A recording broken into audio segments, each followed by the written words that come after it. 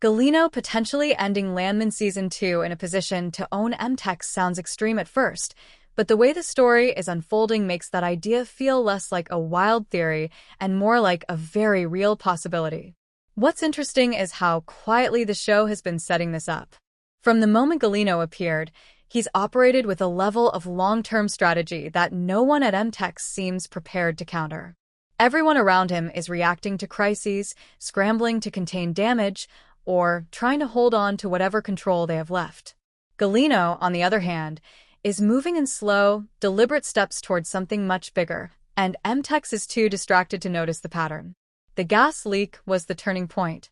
While M-Tex was drowning in legal, financial, and public relations fallout, Gallino saw an opening. Not because he caused the crisis, but because he understood what it would do to the company's stability. A damaged corporation is vulnerable. A vulnerable corporation becomes desperate. And desperate leadership makes deals they'd never consider under normal circumstances. Gallino stepped in at the exact moment when M-Tex needed a savior but didn't have the leverage to dictate the terms of the rescue.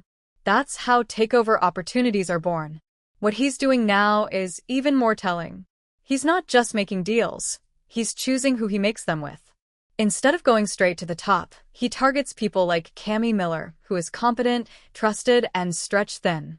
He knows she's the one holding M-Tex together while the higher-ups panic. And when he gets her to agree to terms that benefit him more than the company, it creates internal fractures. By the time leadership realizes how much authority has slipped through their fingers, Gallino will already be embedded deep enough to influence decisions from the inside. On top of that, Gallino has something M-Tex doesn't: liquidity and loyalty. His operations may not be conventional, but he controls resources and networks that don't require shareholder votes, board approval, or public disclosures. M-Tex's power is tied up in bureaucracy. Gallino's power is tied up in control. That alone gives him an advantage when the company is struggling financially. If he offers capital, he'll expect ownership. If he offers protection, he'll expect concessions.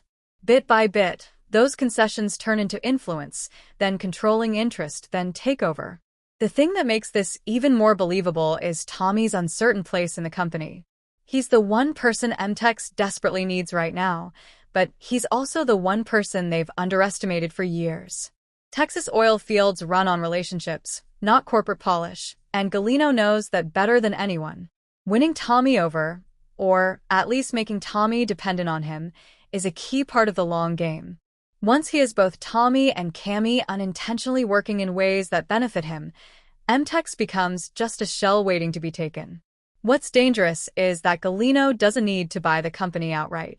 He just needs to position himself as the person everyone turns to when things go wrong. At that point, ownership becomes a formality.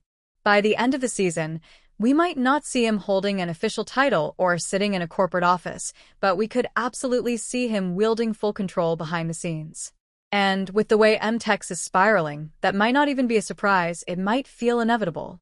If Season 2 ends with Gallino pulling the strings, it won't be because he stole the company.